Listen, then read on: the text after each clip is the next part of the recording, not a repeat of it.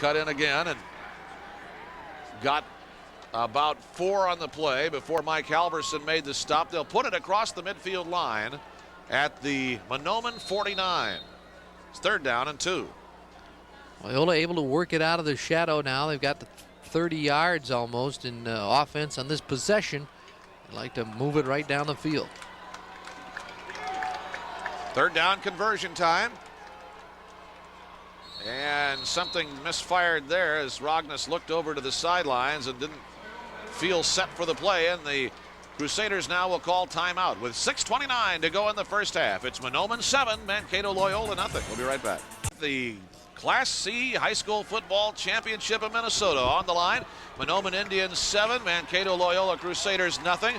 Loyola with the ball and marching. 3rd and 2 at the Mahnomen 49-yard line. Say that 10 times fast. Colin Rognus turns the corner and gets a yard or 2. They're going to give him 2. Chad Flackney, the defensive tackle, wrapped him up there. He's got the first down the way it appears. Did get it. Okay.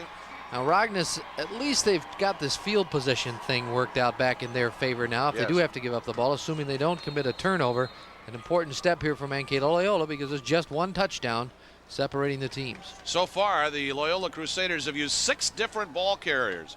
Who are you going to key on?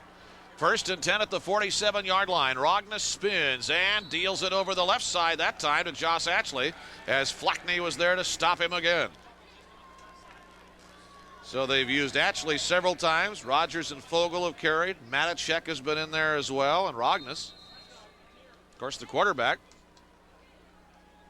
has hauled the freight himself a time or 3. Gain of 3, 2nd and 7 at the Mahnomen 44-yard line.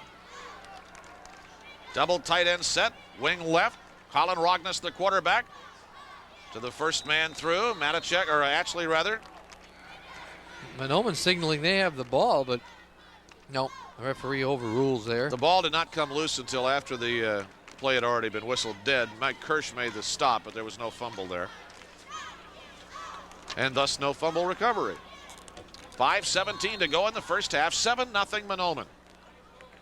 The Loyola Crusaders. Mike Trawick is the referee for our Class E championship. Jim Trawick, Dale Wanshoff, and Pete Sheely are working with him. 3rd and 4 at the 41-yard line.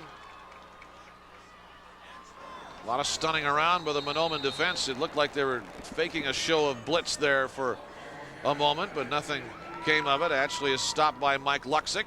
Going to be just short, I think, but 4th down at the 37. Boy, less than a yard, judging from where the head linesman is spotting the ball. Yeah, they've got about a half yard to go, it looks like. 37-yard line it is.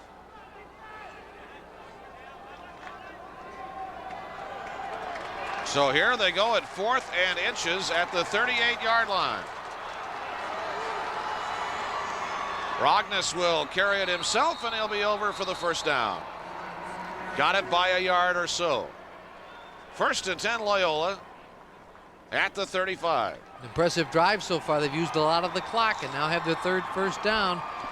As Rognus just goes with it behind the Garden Center down to the 35. Clock 4 minutes, 10 seconds to go in the first half. Mahnomen leading 7-0, but Mankato Loyola knocking on the door. 1st and 10 at the 35. 12th play of the drive as Rognus fires, going deep for Kolars, and it is touchdown! Kolars got it away from an almost sure interception and pulled it back. Alan Hodek had his hands all over the thing, but somehow Andy Kolars was able to keep control or regain control. We'll see. Touchdown Loyola.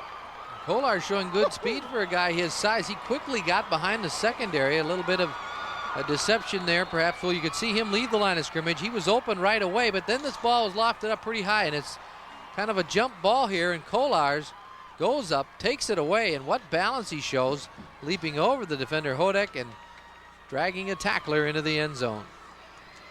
Now Craig will split the uprights with the point after, and with 3:55 to go in the first half, our Class C championship game is all tied up. Mankato Loyola 7 and Mahnomen 7. We'll be back.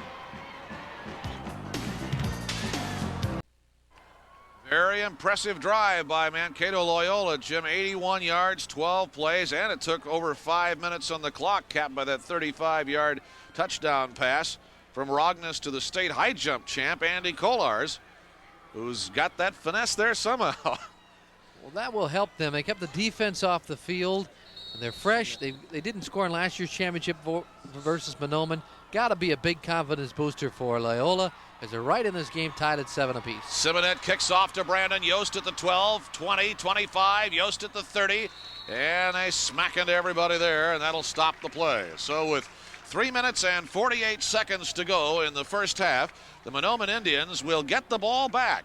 7-7, and I have to feel that after 42-0 last year, that touchdown is one of the biggest of the year for the Mankato Loyola Crusaders, come what may.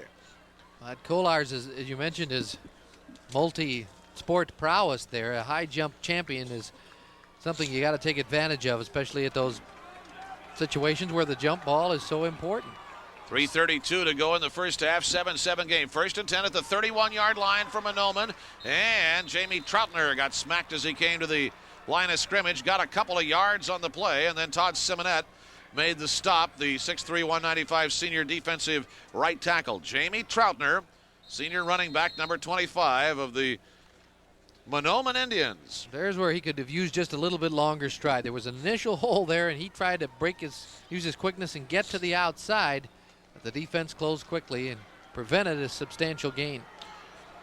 Quickness is one of the keys to Mahnomen's success this year, and it is only aided and abetted by playing indoors on this turf. 2nd and 7 at the 34. Hyder airs it out, and it is caught by Hodek. It was tipped originally by Tony Athman. That happened to him last time as well, and Hodek gathered it in. That's the second time Athman's tipped it, but it's been complete. Matt Rogers, the defensive end, made this tackle. Both times Hodek has been the guy he's tipped it to.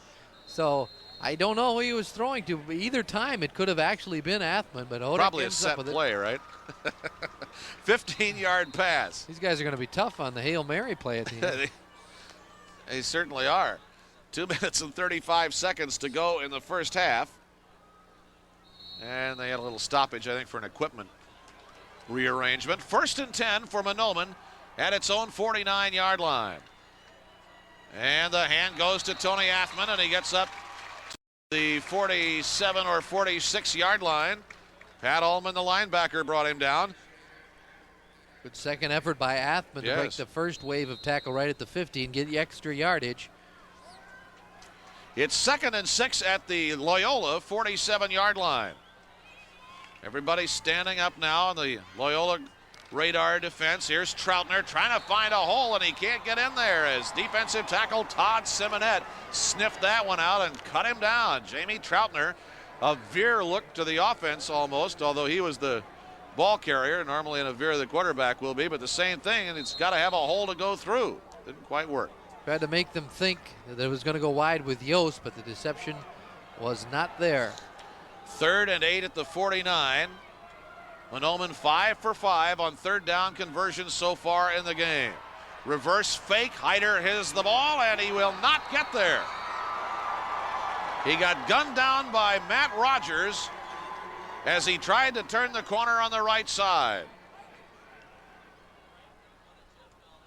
Now, with 1:24 to go in the first half of a 7-7 game, it's a whopping 9 yards to go in this 4th down situation, and George Spaeth will have to bring out his punting foot for the Mahnomen Indians. Spaeth averages 34 yards a punt. His longest has been 71. Assuming the Crusaders get the ball back here, it will be a little bit interesting to see how they attack things. They don't really have a vaunted passing. Oh, Spaeth has trouble with the snap. He's going to get it off anyway, and it's going to sail a pretty fair distance and bounce and bounce, and Matt Rogers will let it go by, and it'll be finally grounded down there, and that will be the end of that one. So it took a very definite Mahnomen bounce with 1:12 to go, and Mankato Loyola is going to wind up deep in its own territory. A 43-yarder by Spaeth, who looked for a moment, Jim, like he might not get any kind of a punt away. And now Loyola backed up to their own 7. 1:12 on the clock. They have 2 timeouts. Mahnomen has 3. So depending on how how much yardage the first down play gets. We might see either team calling a timeout. If Loyola's able to get out of the hole, they might take one. If Mahnomen can hold them, they'll force them to punt before halftime. Out of the full house, little delay, and then a little running room, but not much for the fullback Matacek. Ken Bauman was halfway out on the field signaling timeout, guys. He's going to take these 3 timeouts, assuming that they can stop them for short gains and force the punt situation. So with 1:03 to go, Bauman will talk it over in the huddle out there on the field. It is a 7-7 game. The situation when we return to action will be a 2nd and 8 at the 9-yard line.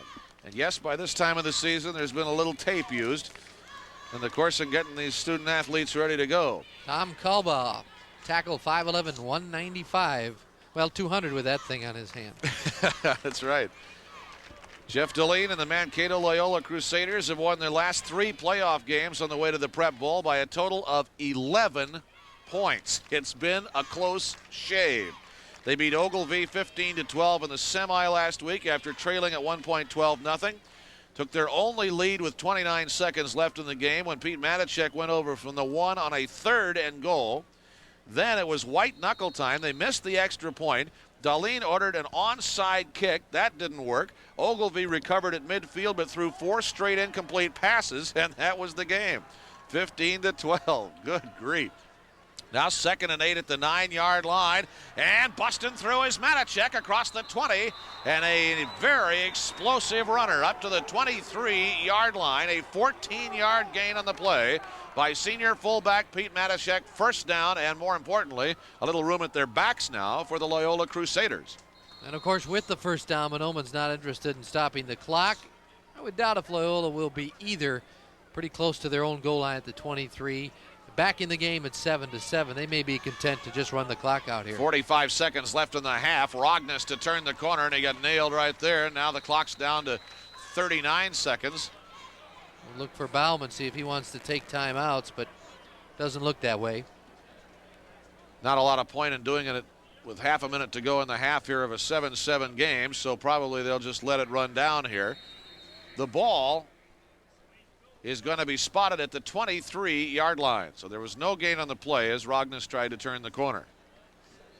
If they run a play, it'll be 2nd and 10, but it looks like they're not going to. 10 seconds left in the first half. And the Loyola Crusaders, who are 11-2 on the season rather, coming in, and the Mahnomen Indians, who are perfect at 13-0, are going to go into the halftime locker room with the game all tied. Excuse me. Nope. So it's been an entertaining football game here as the teams trade touchdowns in the first half. Mahnomen started out like they were going to push it right down the throat of the Crusaders again this year, but now things have evened up considerably. Well, they're as even as they can get, as a matter of fact, as the Crusader nods his approval there on the sideline. 7-7 game is our halftime score. The Class C championship game out at Prep Bowl 92. Let's go down to the field now, and Perry Williams. Well, thank you, Doug. Coach, a little different situation than a year ago. You're right in the thick of it, obviously. What are some of the changes you made? Well, I think the biggest change is that this year's kids are bigger and stronger than last year's. They're a lot of the same kids. They play a lot more physical football, and we've held our own across the line of scrimmage with the Mahnomen kids, and if we can continue to do that, we'll have some opportunities because our kids find a way to make a play. Now, your touchdown came through the air. Is it a situation you think they're vulnerable, perhaps, is if you open it up a little bit? Well, we had done a good job of controlling the ball and shoving it at them a little bit, and then that brought their safeties up, and when they split their safeties, Andy Kolars just split them, went right down the middle and opened it up big, and I don't know, they've got a great secondary. They've got 2 big kids back there, their safeties, so I would say that that's more of a fluke thing set up by the running game than someplace they're vulnerable. And we're going to try to keep going right at them and try to beat them across the line. I think that's our best opportunity. Okay, thanks for stopping by. Good luck in the second half. Thank you. Hey, Jeff Darlene, the head coach of the Crusaders, Mankato Loyola. They tied it up at 7-all here at halftime. Let's go back upstairs to Doug. All right, Perry, halftime of the Class C championship game. Our Menard scoreboard tells the tale. The Mankato Loyola Crusaders 7, the Mahnomen Indians 7. Stay with us as Prep Bowl 92 rolls along.